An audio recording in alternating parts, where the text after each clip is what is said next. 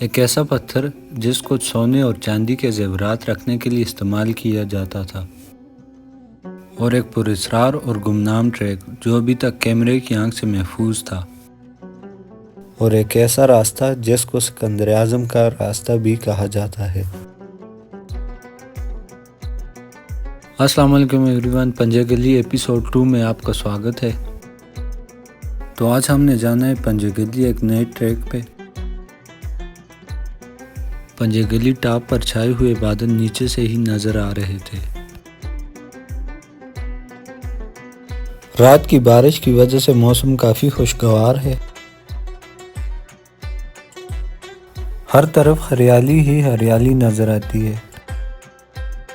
زیادہ بارشوں کی وجہ سے ہر جگہ میٹھے پانی کے چشمے بنے ہوئے ہیں۔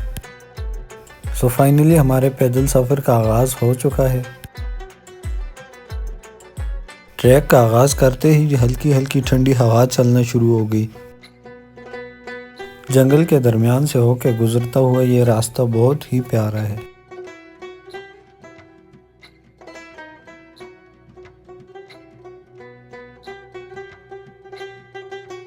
جیسے جیسے ہم اوپر جا رہے تھے تو سردی میں تھوڑا تھوڑا اضافہ ہوتا جا رہا تھا۔ تھوڑا سا اوپر جانے کے بعد ٹریک کا ایک سائڈ دھند کی وجہ سے بالکل غائب ہو چکا تھا۔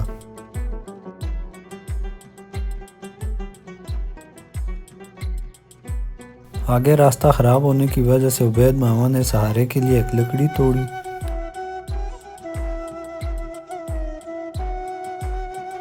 کچھ مقامی لوگ اس راستے کو الیگزینڈر دی گریٹ کا راستہ بھی کہتے ہیں کہ جب الیگزینڈر دی گریٹ وادی سوات گیا تھا تو اس نے اسی راستے کا انتخاب کیا تھا، لیکن اس بات کا کسی کے پاس کوئی ثبوت نہیں موجود، تو لہٰذا اس کو ایک من گڑت کہانی ہی سمجھا جاتا ہے۔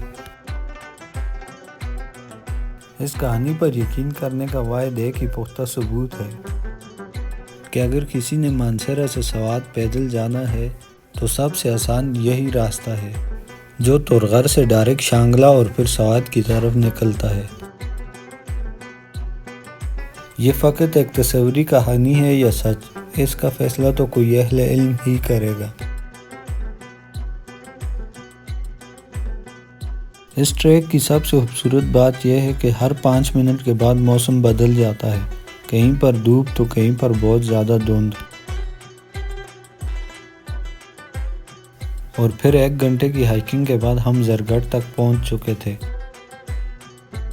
زرگڑھ پشتو زبان کا لفظ ہے جس کا مطلب ہے زیور والا پتھر۔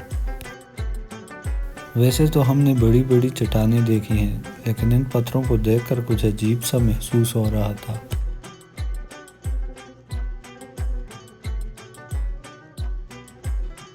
سب سے اونچی چٹان یہ ہے جو دھند کی وجہ سے بالکل غائب تھی۔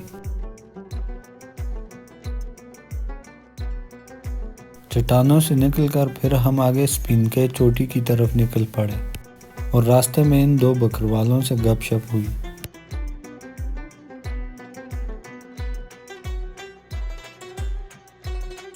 راستے کا حال بتا رہا تھا کہ یہاں سے کوئی گزرتا ہی نہیں۔ ہر طرف جھاڑیاں ہی جھاڑیاں ہیں، ان میں سے اپنے لیے راستہ بنانا پڑتا ہے۔ اور پھر ہم سپینکے چوٹی پہنچ چکے تھے، مگر وہاں پر کیمپ کے لیے کوئی مناسب جگہ نہ ہونے کی وجہ سے ہم نے وہاں پر پانی پیا اور واپسی نیچے اترنے کا فیصلہ کیا۔ جسم کو انرجی دینے کے لیے ہم نے قدرتی نسخہ آزمایا۔ جھاڑیاں زیادہ ہونے کی وجہ سے میں نے ماسک نکالا تاکہ کوئی چیز آنکھ میں نہ لگے۔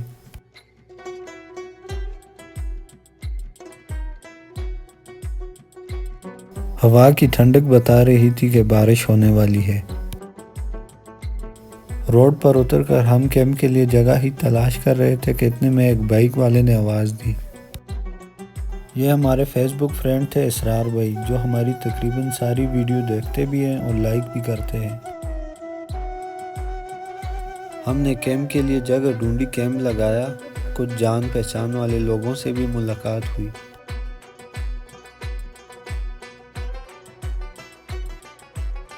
ہم نے اسرار بھائی لوگوں کو بھی کھانے کی دعوت دی۔ جو انہوں نے باہوشی قبول کی۔ ہر طرف گھنے بادل چھائے ہوئے تھے، یوں لگ رہا تھا جیسے کسی بھی وقت بارش لگ جائے گی۔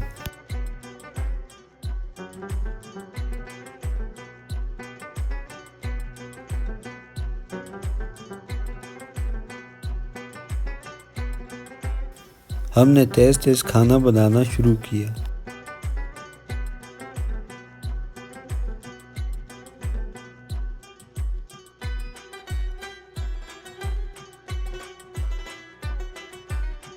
کچھ ہی دیر میں کھانا تیار ہو گیا تھا۔ آسمان میں بادل گرج رہے تھے، جس کی وجہ سے ہم نے اپنا سامان سمیٹ لیا تھا۔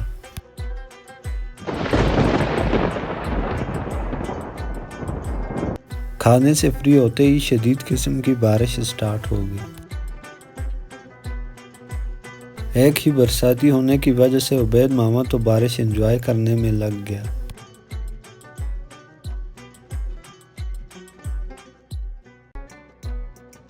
تھوڑی سی بارش تھمی تو ہم نے واپسی کے لیے بائک نکالا اور واپس گھر کے لیے روانہ ہو گئے۔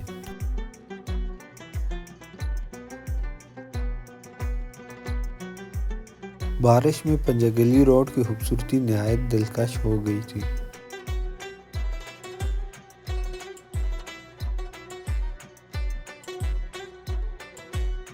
آج پنجگلی کا ہم نے بالکل ہی ایک نیا روپ دیکھا۔